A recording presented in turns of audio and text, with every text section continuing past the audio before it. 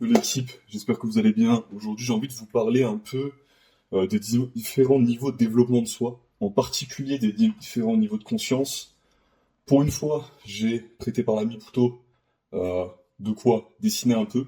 J'ai envie de vous faire un petit diagramme pour vous expliquer tout ça. Et pour vous expliquer tout ça, les différents niveaux de conscience et les différents niveaux de développement de soi, je vais me servir du modèle de Danko. Donc Danko, si vous connaissez pas, c'est un mec qui est très très connu en tant que mec qui écrit, tu vois, que mec qui écrit beaucoup de newsletters, qui écrit aussi des bouquins, un jeune, voilà, il fait aussi des vidéos sur YouTube où il explique son modèle.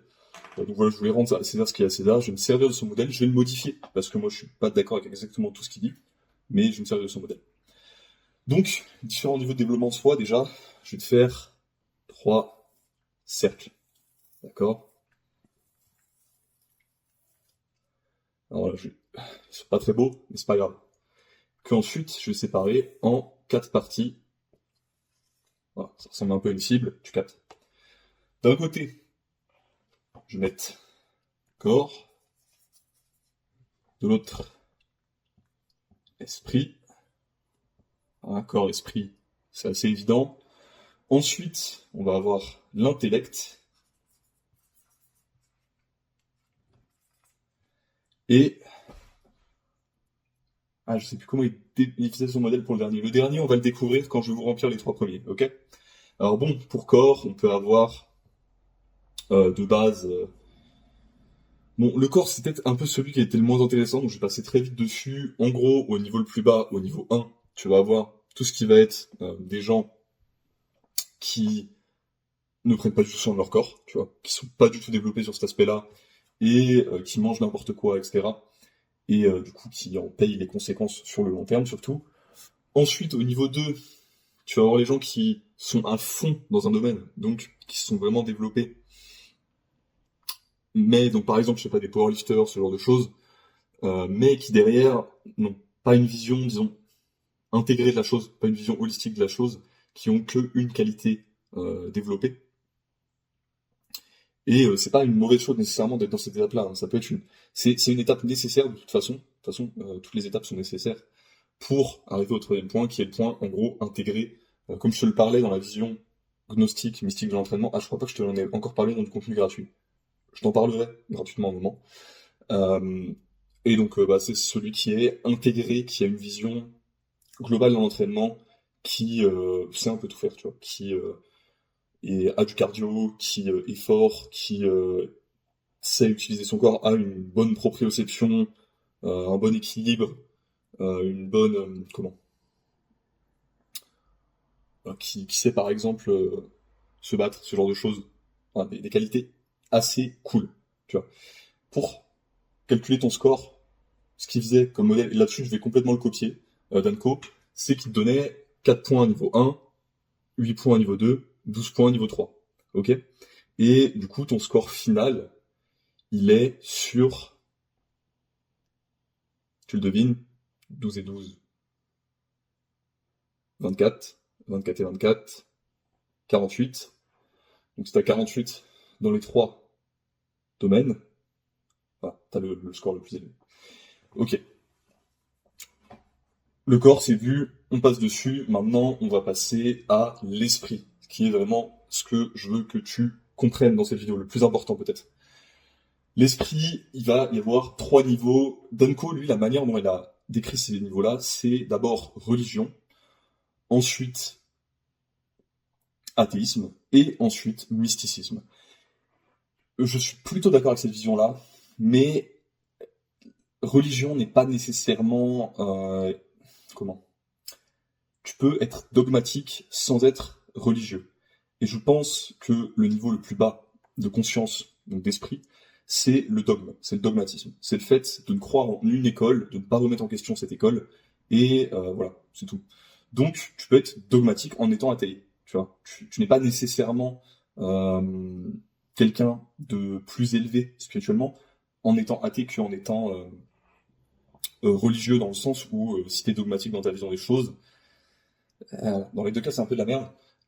En deuxième position, je mettrais plutôt agnostique. Donc ça, c'est quelqu'un qui va commencer à tout questionner, justement. Tu vois. Quelqu'un qui va arriver à se dire, ok, peut-être que Dieu n'existe pas, peut-être qu'il existe, mais pas de la manière dont on me l'a décrit dans ces différentes religions établies, etc.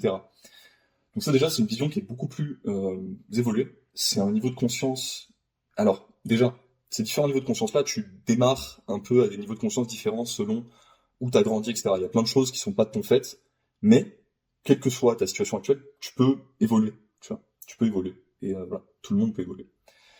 Et évidemment, du coup, le dernier niveau d'esprit, je suis d'accord avec lui, pour moi, c'est le niveau du mystique. C'est-à-dire que c'est le niveau de la personne qui a intégré euh, le spirituel et qui est arrivé à ses propres conclusions par biais de recherche, que ce soit euh, à travers l'usage de la méditation en grande quantité, de la prière, une recherche dans sa propre âme, tu vois. Ou pour certains qui aiment bien les cheat codes, comme par exemple avec le corps, tu pourrais utiliser le cheat code des produits dopants pour aller plus vite. Alors attention, je suis pas du tout en faveur de ça, et je pense personnellement que c'est pas une bonne chose. D'autant plus que les produits dopants, c'est vraiment quelque chose qui n'est pas naturel, alors qu'il y a certains cheat codes dans le domaine de l'esprit qui sont naturels, tu vas voir pourquoi. Et dans le domaine de l'esprit, ça pourrait être par exemple les psychédéliques pour, voilà, évoluer. Et c'est surtout, enfin, passer à travers les stades rapidement. Le truc, t'as pas la bonne préparation, si t'as pas la bonne préparation psychologique pour intégrer l'expérience, etc., tu risques d'avoir une très mauvaise expérience. D'où le fait que moi je ne recommande pas nécessairement ces substances-là pour tout le monde. Je pense pas que ce soit nécessairement la bonne réponse. Ok. En vrai, les deux autres sections, c'est intellect. Donc, bah, intellect, pareil, en soi, ça va être sur d'autres domaines que le domaine de l'esprit, mais ça va être pareil ici, le dogmatisme, au final. Qu'au final, on se retrouve un peu avec la même échelle que pour l'esprit. Donc, le dogmatisme, donc celui qui va dire soit trust the science, tu vois, qui va te dire qu'il faut écouter absolument le consensus scientifique, il faut jamais rien remettre en question, ou à l'inverse, quelqu'un qui croit en rien, qui dit que la Terre est forcément plate et que je sais pas quoi, parce que c'est ce qu'on lui a enseigné dans son école religieuse. Ensuite, tu vas voir celui qui va tout remettre en question, le réditeur, en gros, tu vois, celui qui va dire actually, mais en fait, c'est celui qui va toujours poser des questions sur le ce qui est accepté, tu vois, ce que tu crois, et qui va au final un peu ne croire en rien. Donc c'est une étape, encore une fois, nécessaire pour arriver à la dernière étape, arriver à tes propres conclusions, et surtout être capable, dans le domaine de l'intellect, de comprendre comment les gens arrivent à leurs propres conclusions. Donc de comprendre pourquoi quelqu'un pense d'une manière différente de toi. Ok. Et de ne pas aussi, ça serait plutôt un peu lié à l'esprit, mais de ne pas estimer cette personne meilleure ou moins bonne parce qu'elle arrivait à des conclusions différentes de toi, mais de comprendre réellement, d'être capable de te mettre dans les bottes de quelqu'un et d'imaginer son chemin de pensée. Ok. Ça, c'est vraiment essentiel. Et voilà, c'est pour moi l'étape un peu finale pour ce qui est de l'intellect. Et du coup, la dernière case, je sais pas comment l'appeler, mais ce sera un peu euh, ton intégration, en vrai, ton intégration à la société, ton chemin de vie. On va l'appeler travail, parce que pour beaucoup de gens, c'est leur travail. Ça n'a pas besoin d'être nécessairement le travail, mais ça peut être le travail, d'accord? Et là, dans le niveau le plus bas, tu pourrais suivre tout simplement le chemin qui t'a été destiné, et ça peut être un chemin qui est soi-disant très bien, tu vois. Si par exemple tes parents étaient des cadres supérieurs, tu peux penser que tu es supérieur aux autres parce que tu as suivi ce que tes parents t'ont dit de faire, c'est-à-dire devenir un cadre supérieur et avoir un bon salaire et être stable, etc. Mais au fond de toi, tu sais que c'est pas ça qui t'intéresse et que que tu n'es pas content, que tu n'es pas réellement heureux, que au fond de toi, il y a un truc qui te pince au cœur parce que tu sais que t'es pas venu sur cette terre pour faire ça, tu vois. Et ensuite, deuxième étape, tu vas avoir les gens de la seule culture, tout ça, tous les entrepreneurs qui galèrent un peu, qui font un truc pour se sortir du système, se sortir entre guillemets de la matrice, mais qui le font un peu sans règle morale, en fait, qui vont un peu abandonner leur essence dans ce chemin, je sais pas si tu vois ce que je veux dire, et au final, tu vas avoir les gens qui vont avoir un travail qui va être intégré avec leurs valeurs et avec ce qu'ils veulent euh, mettre en avant dans cette vie. Voilà, tu vois, intégré avec ton purpose, comme disent les gens du dev perso. Voilà, faut intégrer ton purpose dans ton travail, tu vois. Faut que ton purpose ce soit ça qui t'amène du revenu. Et ton purpose, ça peut être agriculteur, comme ça peut être être menuisier, comme ça peut être influenceur, comme ça peut être plein de choses, tu vois. Je suis pas en train de te dire qu'il y a des purposes qui sont meilleurs les uns que les autres, et c'est vraiment pas l'objet de dire ça. Alors je reviens 2 secondes. Hop. Juste un petit truc pour effacer. Donc voilà pour le modèle. Je t'invite à essayer objectivement de définir à quel niveau t'en es, et n'hésite pas à me donner ton score du coup sur 48 dans les commentaires, à me dire sur quel domaine tu penses que t'es plus élevé, sur quel domaine tu penses que t'es plus en retard. Ça peut être bien de te faire une analyse honnête de soi-même sur ce genre de modèle-là.